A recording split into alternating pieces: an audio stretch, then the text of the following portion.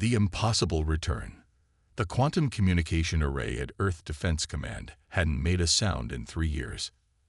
Admiral Sarah Chen had almost forgotten the massive device existed, tucked away in the corner of the main control room, like an expensive piece of furniture nobody used anymore.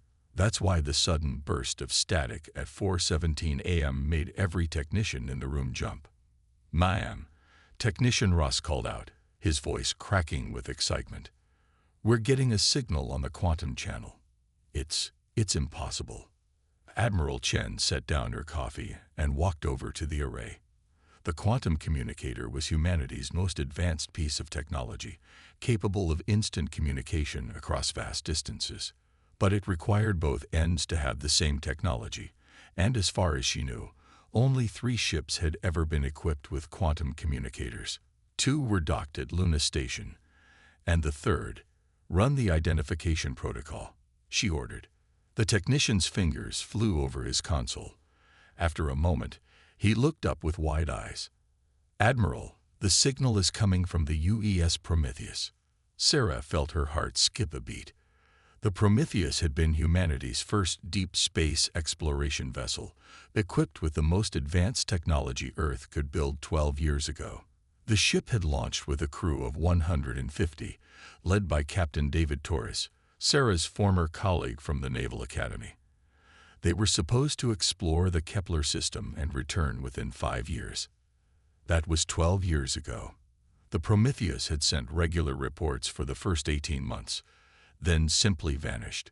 No distress signal, no wreckage, nothing.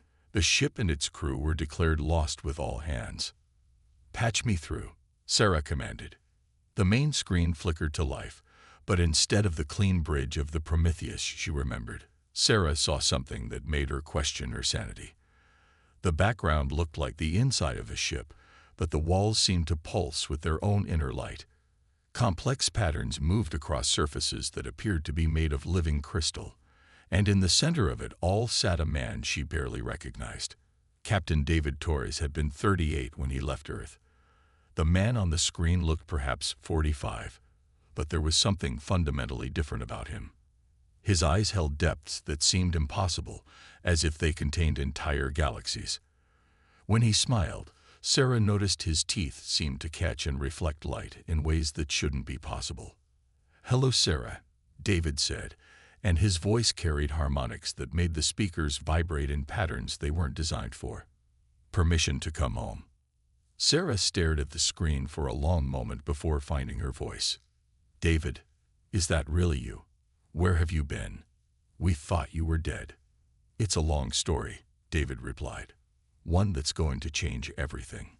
We need to dock at Luna Station. And Sarah, you're going to want to call an emergency session of the Earth Council. What we've learned out here, what we've become, it's going to affect all of humanity."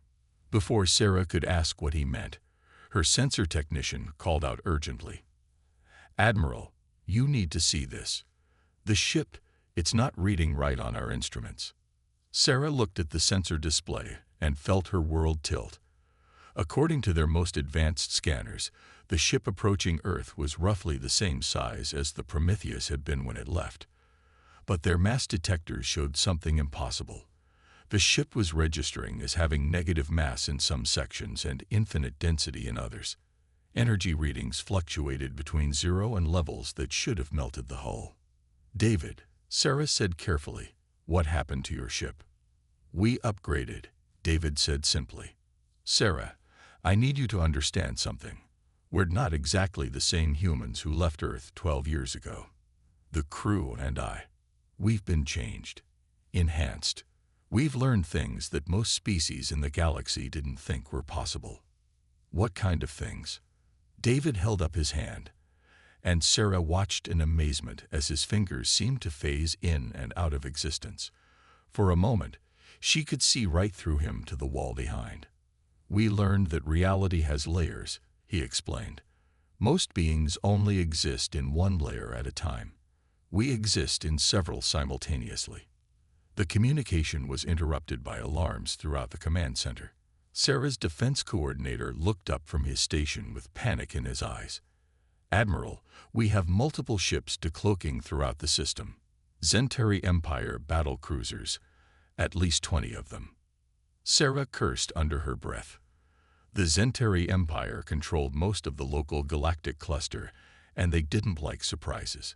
If they detected unknown technology near Earth, they would consider it a threat to their dominance.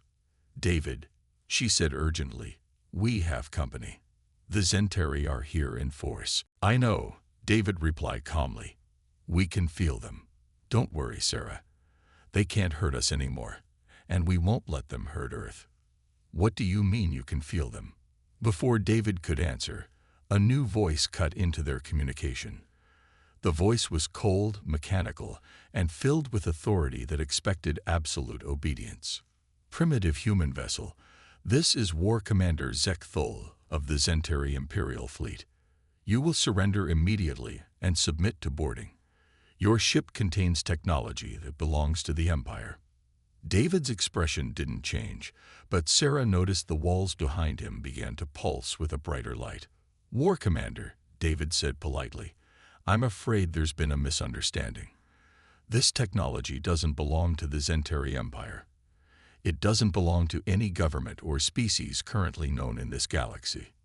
"You lie, human. No primitive species could develop such energy signatures. You have stolen Empire property, and you will face Empire justice." Sarah watched David's face carefully. She had known him for over 20 years, and she could tell when he was about to do something that would change everything. "War Commander," David said, his voice taking on harmonics that made Sarah's bones vibrate, "I want you to understand something very important. We are not the humans who left this system 12 years ago. We have been taught by beings older than your entire civilization. We have learned to see reality as it truly is, not as your limited instruments tell you it should be." "Enough talk," the Zentari commander roared. "All ships prepare to fire on the human vessel." Sarah felt panic rise in her throat. 20 Zentari battle cruisers could reduce the Prometheus to atoms in seconds. "David, get out of there." But David just smiled. "Sarah, watch this. It's important that you understand what humanity has become." On the tactical display, Sarah could see the 20 Zentari ships powering up their weapons. Energy readings spiked as plasma cannons and quantum torpedoes prepared to fire. Then, just as the weapons reached full charge, something impossible happened. Every single Zentari ship simply stopped. Not destroyed, not damaged, just stopped. They hummed motionless in space like insects trapped in amber. Their engines went silent, their weapons powered down, and their communication arrays went dead. "What did you do?" Sarah whispered. "I asked their ships to take a nap," David explained casually. "Consciousness and matter aren't separate things, Sarah. Once you understand that thought can directly affect reality, many things become possible." Sarah stared at the tactical display. 20 of the most powerful warships in the galaxy, rendered completely helpless by a single human who claimed he had simply asked them to stop. "The crews are unharmed," David continued. "They're just very confused right now. Their ship's computers are showing them error messages they've never seen before. Would you like me to wake them up, or should we have our conversation first?" Before Sarah could answer, her communication officer called out, "Admiral, we're receiving emergency transmissions from all over the galaxy. The Vorthan Confederation, the Calirian Republic, the Hive Collective. They're all asking about energy readings from our system." Sarah realized that what had just happened to the Zentari fleet was being detected across known space. In a matter of minutes, every major power in the galaxy would know that something had changed near Earth. "David," she said carefully, "I think you need to dock immediately. We have a lot to discuss." "Agreed," David replied. "But Sarah, I need to prepare you for something. When we dock, you're going to see that we didn't come back alone. We brought friends." "What kind of friends?" "The kind that needed sanctuary after their worlds were destroyed. The kind that have been waiting thousands of years for a species like humanity to emerge. The kind that are going to help us prevent the same thing from happening to Earth." As the Prometheus began its approach to Luna Station, Sarah noticed something that made her question everything she thought she knew about physics. The ship wasn't moving through space in the conventional sense. Instead, it seemed to be folding space around itself, traveling impossible distances in mere seconds. When the ship finally came into visual range, Sarah had to sit down. The Prometheus was barely recognizable. What had once been a sleek, functional exploration vessel was now something that looked like it had been grown rather than built. The hull seemed to be made of a material that shifted between metal, crystal, and something that looked almost organic.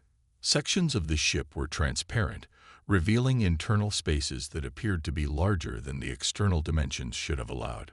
"My God," Dr. Elena Vasquez whispered from beside her. Elena had been the Prometheus's chief science officer before being reassigned to Earth Command 5 years ago. "What happened to them out there?" "I don't know," Sarah replied, "but I have a feeling we're about to find out." As the impossible ship approached Luna Station, Sarah couldn't shake the feeling that humanity was about to take a step into a much larger, much more dangerous universe. The question was whether they were ready for what was coming next. The Prometheus docked with Luna Station, using procedures that defied every law of physics Sarah knew. Instead of the careful mechanical process she was used to, the ship seemed to merge with the station's docking port like two liquids combining. The airlock sealed with a sound like singing crystal. "Sarah," David's voice came through the communication system, "we're ready to come aboard. But I want you to know that some of my crew might look different than you remember." The changes affected everyone differently. Sarah took a deep breath and headed for the docking bay, knowing that nothing would ever be the same again. Whatever the crew of the Prometheus had found in the depths of space, it was about to change the course of human history forever. As she walked through the corridors of Luna Station, Sarah could hear the Centauri ships in the distance finally coming back online, their crews undoubtedly reporting to their superiors about the impossible human technology they had just witnessed. Soon, every empire in the galaxy would be watching Earth, waiting to see what humanity would do next. The age of humanity as a minor species in the galaxy was over. What came next would depend entirely on what David Torres and his crew had learned during their 12 years in the dark between the stars. Revelations and consequences. Admiral Sarah Chen stood in the docking bay of Luna Station, watching the airlock with a mixture of anticipation and dread. Behind her, a full security detail waited with weapons that she knew would be useless against whatever Captain Torres and his crew had become. Dr. Elena Vasquez stood beside her, clutching a medical scanner that had been giving impossible readings since the Prometheus docked. The airlock hissed open, and the first person to step through was someone Sarah barely recognized. Commander Maria Santos had been the Prometheus's chief engineer, a practical woman known for her no-nonsense approach to problem-solving. The person who emerged from the ship looked like Maria, but her skin seemed to contain flowing patterns of light that moved beneath the surface like living circuitry. "Admiral Chen," Maria said, her voice carrying harmonics that made the air itself seem to vibrate. "It's good to see you again." "Maria." Sarah's voice cracked slightly. "What happened to you?" Maria smiled, and when she did, the patterns of light under her skin pulsed brighter. "I learned to see the universe as it really is, Sarah. Matter and energy aren't separate things. They're just different expressions of the same fundamental force. Once you understand that." Maria held up her hand, and Sarah watched in amazement as the woman's fingers began to reshape themselves, flowing like liquid metal before solidifying into tools. "You can convince matter to become whatever you need it to be." More crew members began emerging from the ship, and each one was more impossible than the last. Dr. James Park, the former medical officer, seemed to exist in multiple places at once, his form flickering between different positions as if he couldn't decide where to be. Lieutenant Sarah Kim, who had been the communications officer, appeared to be made of living starlight, her body translucent and filled with swirling galaxies. But it wasn't just the transformed humans that made Sarah's breath catch. Walking among the crew were beings she had never seen before. Some appeared to be made of crystalline structures that sang softly as they moved, Others looked like shadows given form, their bodies shifting and flowing like smoke. A few resembled plants or trees, but they walked upright, and their eyes held an intelligence that was unmistakably sentient. "David," Sarah said as Captain Torres finally emerged from the ship, "who are our guests?" "Refugees," David replied simply. Their worlds were destroyed by the same force that's been consuming star systems across the galaxy for the past million years. We offered them sanctuary, and in return, they taught us things that most species don't learn until they've existed for millennia. One of the crystalline beings approached Sarah, and when it spoke, its voice sounded like wind chimes in a gentle breeze. "Admiral Chen, I am called Harmony of Distant Songs. I speak for the survivors of the Kethmar Collective. Your species has shown us kindness when no other would. For this, we are grateful." "You're welcome," Sarah managed, still struggling to process what she was seeing. Before she could ask more questions, her communication officer's voice crackled through her earpiece. "Admiral, we have incoming transmissions from Earth Command, the Zentari Empire, and at least 12 other galactic governments. They're all demanding explanations about the energy readings from our system." Sarah sighed. She had expected this. Patch through Earth Command first. The main screen in the docking bay flickered to life, showing President Michael Harrison in the White House Situation Room. Behind him, Sarah could see the Secretary of Defense, the Director of the Space Program, and several other officials who looked like they hadn't slept in hours. "Admiral Chen," the President said, his voice tight with tension. "What the hell is going on out there? We've got every alien government in the galaxy calling our ambassadors, demanding to know about some kind of superweapon." "Mr. President," Sarah began, "the Prometheus has returned. The Prometheus was lost 12 years ago with all hands." "That's what we thought, sir. But Captain Torres and his crew have just docked at Luna Station. They've been changed, sir. Enhanced. They've learned technologies that make our most advanced systems look like stone tools." David stepped forward into the camera's view. "Hello, Mr. President. I apologize for the dramatic return, but we needed to make sure Earth's voice would be heard in what's coming next." President Harrison stared at the screen for a moment. "Captain Torres, you look different." "We all do, sir. The beings we encountered in deep space taught us things about reality that most civilizations never learn. We've gained abilities that will allow humanity to defend itself and help others in ways we never imagined possible." "What kind of abilities?" Before David could answer, alarms began sounding throughout Luna Station. Sarah's tactical officer's voice came through the communication system with barely controlled panic. "Admiral, we have a problem. The Zentari fleet is moving toward Earth, and they've called in reinforcements. We're detecting over 100 ships entering the system." On the tactical display, Sarah could see the massive fleet taking formation around Earth. Zentari battle cruisers, each one capable of glassing a planet's surface, arranged themselves in attack formation. "They're demanding immediate surrender of the Prometheus and all its technology," the tactical officer continued. "War Commander Zekthul is claiming that humanity has violated galactic law by possessing advanced technology without proper authorization from the Empire." President Harrison's face went pale. "Admiral, our defense fleet can't stand against that many ships. We're talking about the complete destruction of human civilization."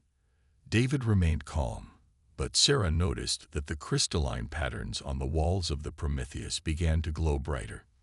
"Mr. President, with your permission, I'd like to handle this. What can you possibly do against 100 warships?"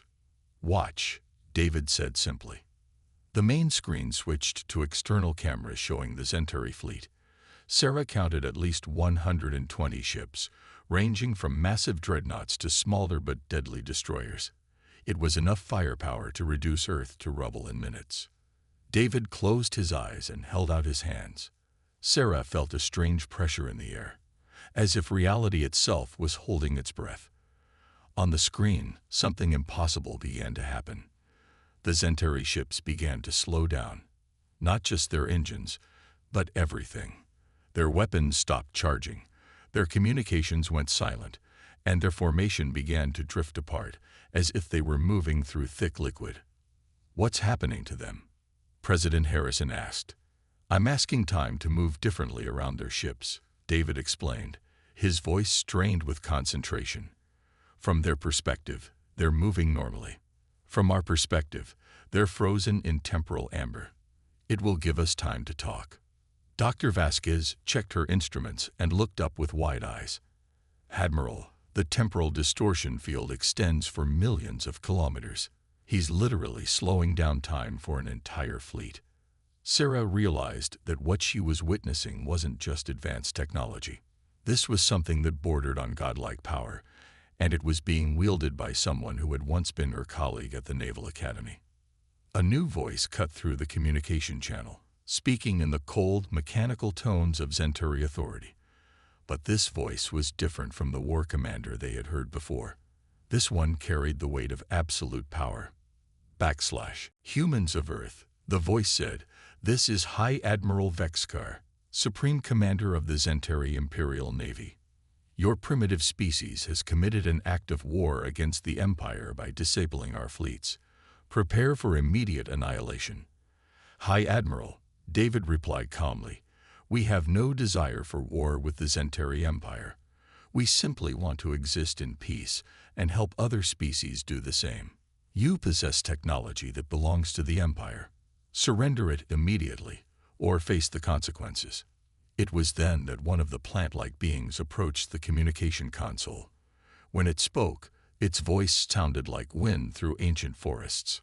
"High Admiral Vexkar, I am called Root of Deep Wisdom.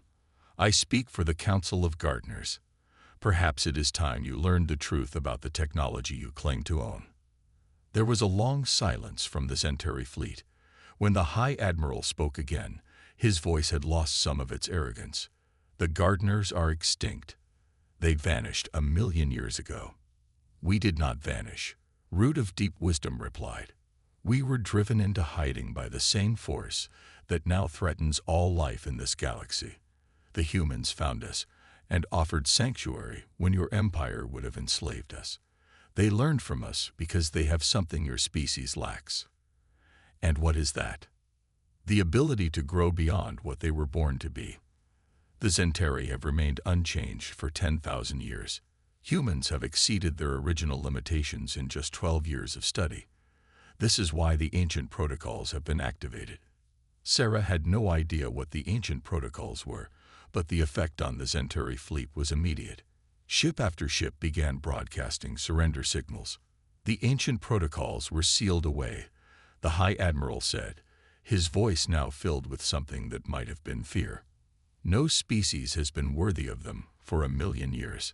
Until now," Root of Deep Wisdom said simply. "The humans have proven themselves capable of growth, compassion, and sacrifice. They found us when we were dying and gave us hope. They learned our teachings not to dominate others, but to protect them. This is why we have chosen to share the deepest secrets of reality with them." David opened his eyes and lowered his hands. The Centauri fleet began moving normally again, but they made no aggressive moves toward Earth. "High Admiral," David said, "we don't want to be your enemies, but we won't allow anyone to threaten Earth or the refugees we've given sanctuary to. The choice is yours." President Harrison leaned forward. "Captain Torres, what exactly are these ancient protocols?" It was Harmony of Distant Songs who answered. "They are laws written into the fundamental structure of reality itself, created by the first civilizations to achieve true understanding. When a species proves itself worthy, they gain access to abilities that transcend normal physics. Your people have proven themselves worthy." "Worthy of what?" Sarah asked. "Of becoming something more than you were," David replied. "Sarah, what we've learned out there isn't just about technology. It's about the potential that exists within every human being. The refugees we brought back aren't just seeking shelter. They're teachers, and they're willing to help humanity take its place among the truly advanced civilizations of the galaxy." On the screen, the Centauri fleet was withdrawing to a safe distance, But Sarah could see other ships arriving at the edge of the system. The news of humanity's transformation was spreading across the galaxy, and everyone wanted to see what Earth would do next.